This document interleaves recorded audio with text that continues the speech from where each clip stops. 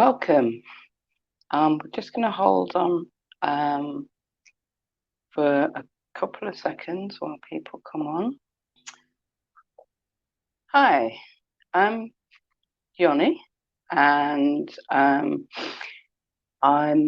the founder of Diversity Adopt, and I'm like to welcome you to this session, an introduction in relationship-based play. And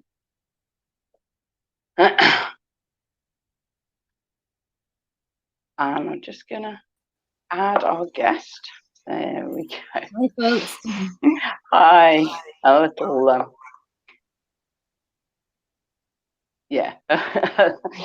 little technical hiccup there. So I'm Yoni Ejo. I'm the founder of Diversity Adopt, and I'm welcoming you to today's session on the introduction to relationship-based play. And I'd like to introduce Keeley Craw, if you'd like to introduce yourself. Hi, folks. I'm Keeley Craw. I'm based in Glasgow, despite my Mancunian accent. And I've worked with children for around 25 years. I initially started in education and social work fields. And then 13 years ago, I hopped on a plane to start a play therapy course, and I actually didn't really realise what I'd let myself in for, but it was actually one of the best things I ever did. And I've been practicing as a play therapist ever since. I've also taken on some management roles within counselling services too. And now I'm lucky enough to have two very young children of my own. So when I speak with some lived experience as well, not just a professional hat. Oh, brilliant. Thank you, Keeley. So just to explain my background, I'm a social worker by profession. I've been working with children and young people for over 30 years.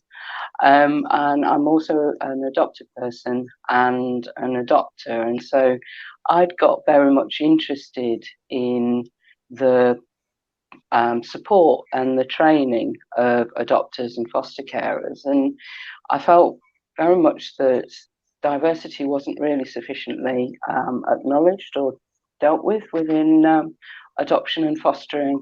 And so I started to develop this organisation, this business, to raise the profile of getting more variety of adopters for the huge variety of children and young people who need homes and placements. So anyone when you're watching, if you want to make comments, it would be great if you would please click to share your name with StreamYard, which just lets us know who's making the comments.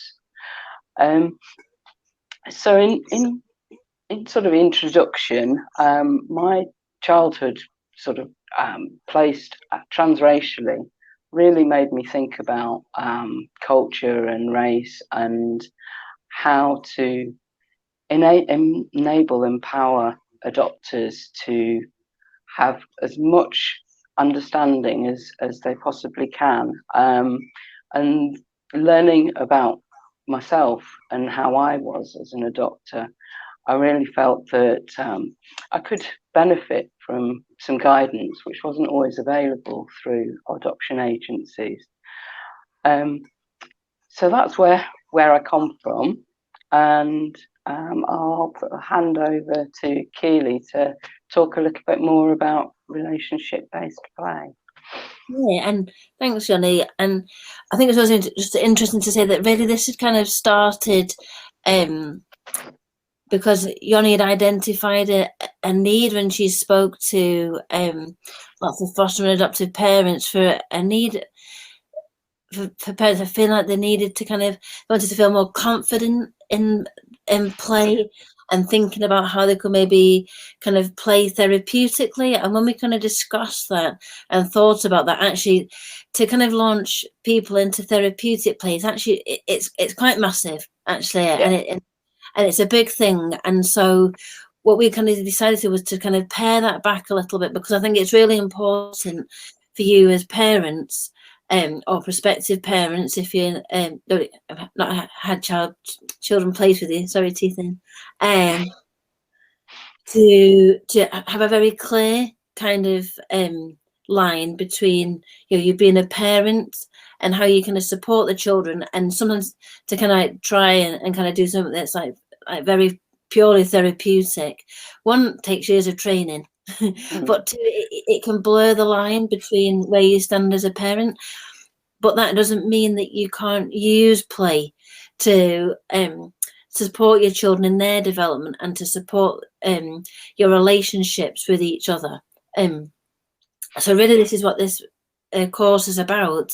It's about thinking about play, of which there's like multiple facets. And one really at the heart of it, the real strength of play is its ability to enable children to communicate, and its ability to allow people to develop and forge stronger relationships with each other. So you may be in situations with your own children where you're finding it really difficult to communicate, to find out what's going on for them.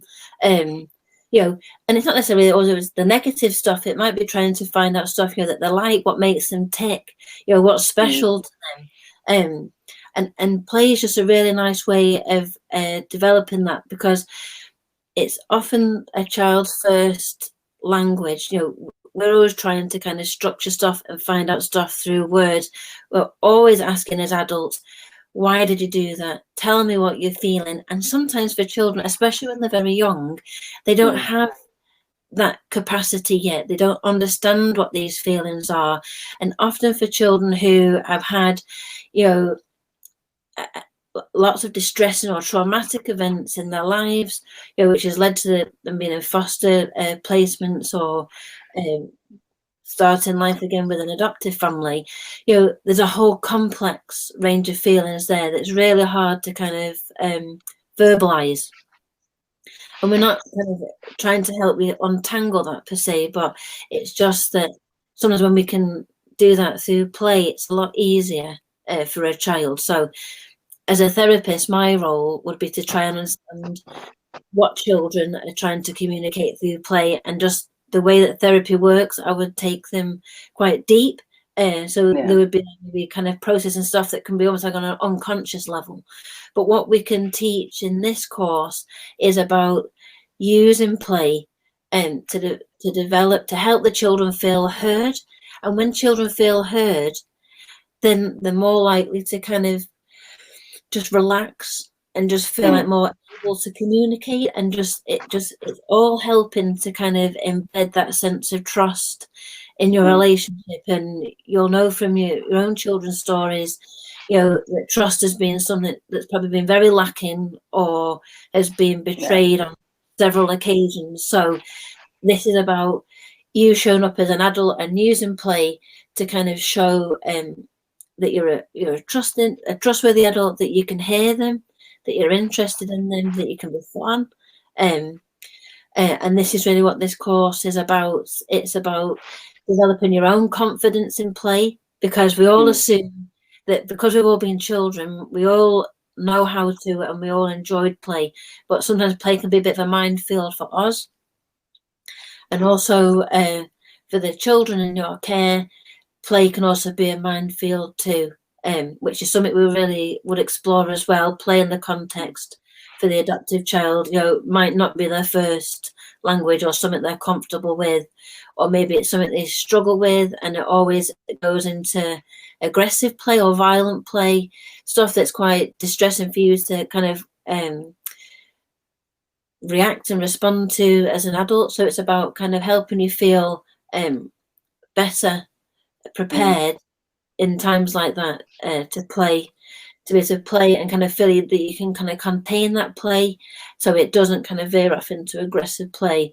So So it was really doing that, and it's just thinking about play a lot, and then we kind of move on into the course and think about, we're really honing on certain skills that will help you develop the play, and then later on in the course, and which we intended to run in January, then we'll be looking at like doing wee bits of homework, which is about you then starting to practice what we're teaching on the course.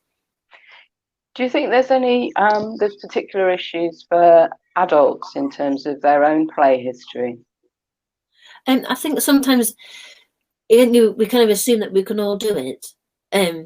But I think sometimes that can kind of get in the way, make people feel awkward. And I think there's a lot of taboo in society about play. It's just for children and it's childish. And then therefore to kind of throw yourself in and immerse yourself in play, could maybe kind of feel quite embarrassing or quite exposing and stuff. But I think, I just think as we progress in the course and think about play, hopefully we can kind of break down some of that kind of taboo and any kind of uncomfortableness that people might have around being able to play and their own experiences of play, because that can get in the way sometimes. But this is part of what the course will address. So. Okay, and in my experience, there's some issues that are sort of culturally specific about play, about how some communities might have a history of playing, whereas others perhaps that's not so much a family norm. Yeah. Do you think that's an issue? I mean, I suppose we all come from different starting points, and I guess as parents, and it might be culturally informed or just from your own family experience or from wider cultural experience, maybe there's a focus more and you're like, play is silly or something, and we need to focus on academic achievement and stuff. Play is really quite minimized. But what I'd hope to kind of show through the course is the importance of play, and actually how really the main focus is about relationships, and we all need relationship and the ability to form and sustain good relationship if we're going to get anywhere in the world. It doesn't matter how many PhDs you have under your belt. Yeah, no, that's true. You can't do, and if you can't forge good relationships with people, then your success is only really going to be limited. Because we have to be successful in other ways as well as being academic. We have to kind of be able to maintain, good friendships, intimate relationships. There's more to it. So I would kind of hope that maybe if people are coming in, they're a bit kind of reluctant about play, and I'm not sure about that we can break some of that down and actually play and feeling free and allowing ourselves to kind of think outside of the box. Can really actually, that's what kind of often puts people ahead academically as well, as when they can think outside of the box. In fact, I think in science, and I'm sure there's an Einstein quote, which I wouldn't even attempt to paraphrase now, but he always talks about like invention and imagination and the importance of that in terms of the development of science, that need to play, to kind of think outside and think, I wonder what if we did this, what would happen?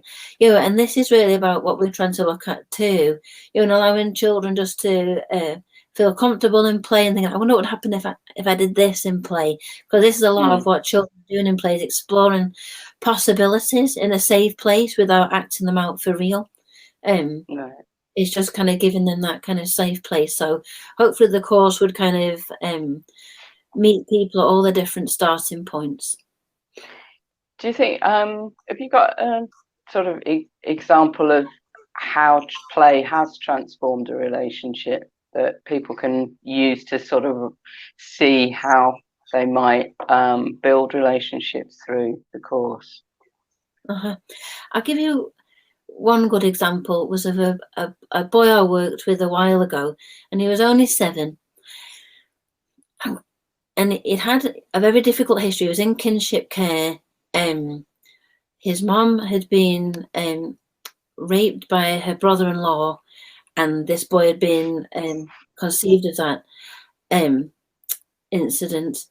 And when you looked at this boy and you spoke to him, he was a very sweet boy, very quiet, and he never quite felt that he understood you when you said something. And I took him into this is like into therapy sessions. We were using play therapy, and at first he was a bit lost in the room. He didn't really know what to do. Maybe just touch something a little bit, but he wasn't quite sure. He was very hesitant on what to do. And he would tell me stories that were, and I would just listen and nod, and, but listening and kind of reflecting back what I could kind of hear. And gradually he kind of built up his confidence in the room until one day he decided he was going to draw a picture. And this was a pivotal moment in the therapeutic process for this boy. So I had a big roll of paper and the scissors, and he really struggled. He wanted to cut a piece of this paper off to be able to then draw the picture. And in play therapy, and because I'm person-centered, I would just allow the child just to keep struggling with that unless they asked for my help. And he wasn't asking for my help, but it was a real process for me. He struggled.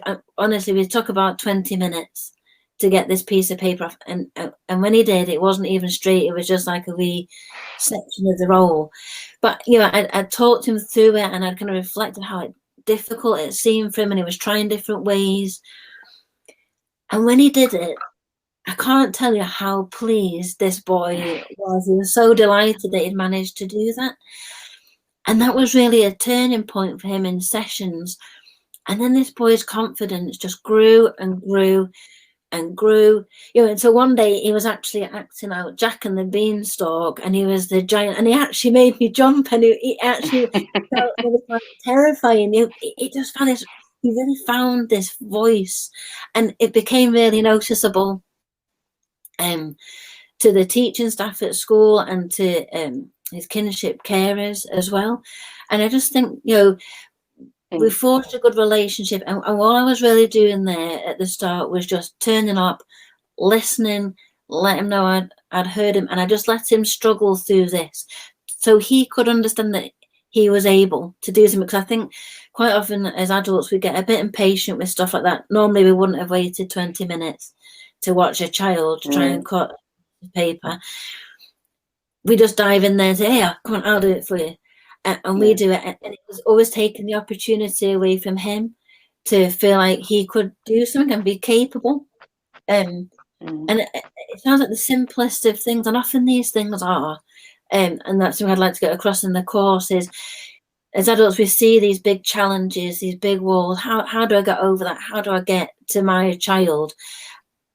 And it feels very complex, and especially when there's lots of other people involved in a child's life, other professionals, we're all kind of bringing our own different perspectives in it, and it can kind of add to that sense of complexity. But actually, sometimes it's just the smallest things that we can do that are the most simple and the most effective. And I hope we can kind of, as we go through the course and we explore, and people are bringing questions and answers and maybe some of their own experiences too, that we can find some actually quite simple solutions within play to help you get over those walls. Yeah, definitely. I'm wondering if anyone's got any questions. If you put them in the chat, I hopefully can see them. But I had a couple of questions that adopters had raised before. How do I know that I'm doing enough and I'm doing it at the right level? I'm doing sort of playing with my child at the right level. I guess that's a tricky one, isn't it? Because it's hard to know what this adult's expectation is. That's true. What they kind of hope to achieve from play, because some of this is about our expectation too, isn't it? So like when we think about what would it look like to have an improved relationship with my child, are we going like full bells and whistles, or would it be just that like I would know because at the end of the school day I'd be able to say, how was your day? And I would get even as like an okay or something. We all have like different like starting places for expectations, but I guess in terms of like knowing that it's maybe enough in play, it's just about like how engaged the child stays and how long they want to kind of stay in play, how interested do they seem, how much do they want to kind of like lead the play. Might be some kind of signs of kind of doing enough. I think having worked with a lot of foster carers, sometimes they can expect a child to function and play at a particular level, and perhaps actually that child isn't at that point or at that level, and it's important to be flexible, isn't it?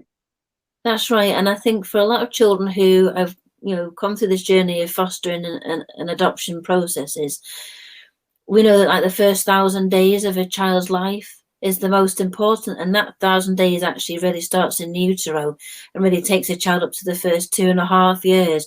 And there's huge amounts going in there in terms of the way that they kind of experience and respond in relationship, but also how they're managing developmentally, how much input have they actually had, sensory input, cognitive input, learning and teaching, exposure to language, to song, to music, to play, all sets children up, at different stages.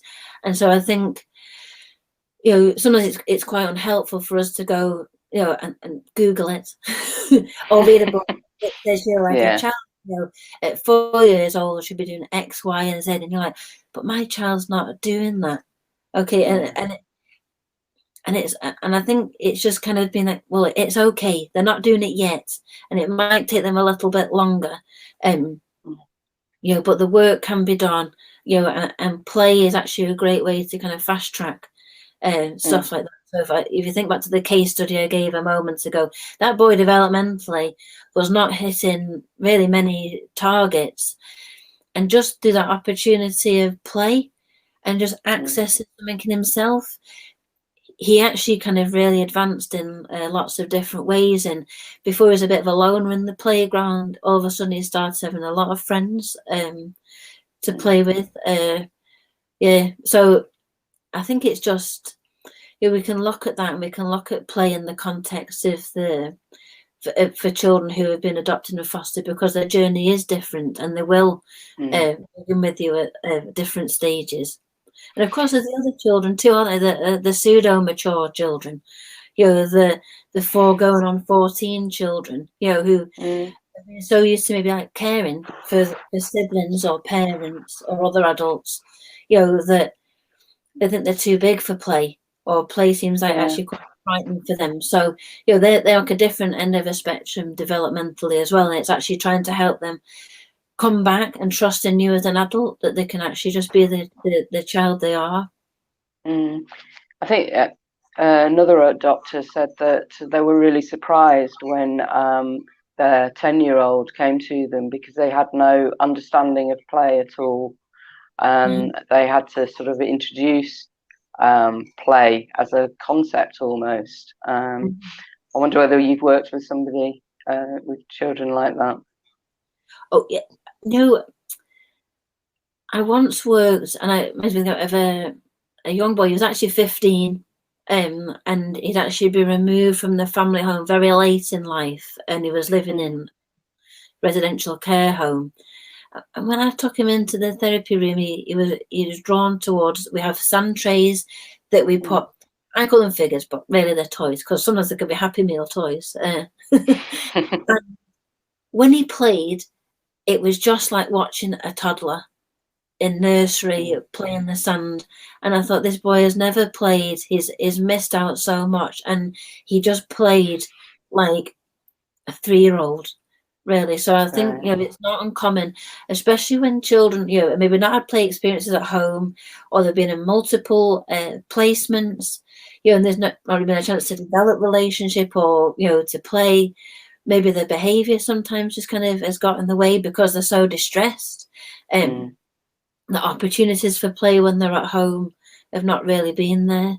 So, yeah, I don't think it's very common, but I'm not surprised by it.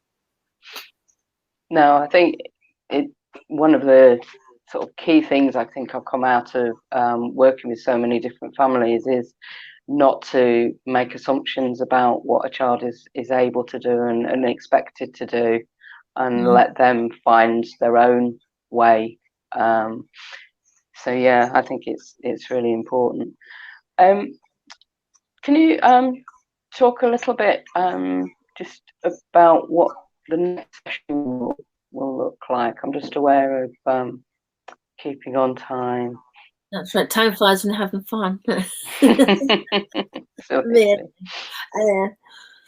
Yeah, in the next session, I really would like just to kind of talk a little bit more just about the power of play.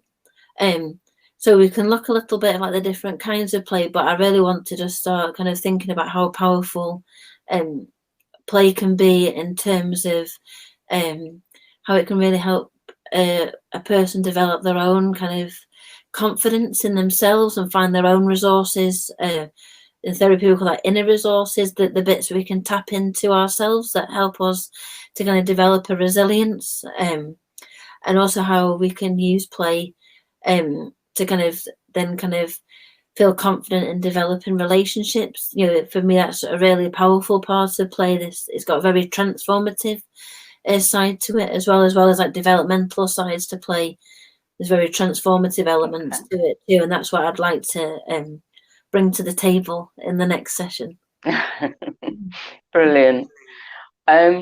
So just to sort of say, the next session will be Thursday at the same time, and then we've got another 4 sessions on Thursday at 8 o'clock. So I really hope that you've enjoyed this conversation, and that we really hope that we see you at 8 o'clock on Thursday. So thank you, Keeley. Thank you. I've really enjoyed listening to you. See you again. Okay, bye.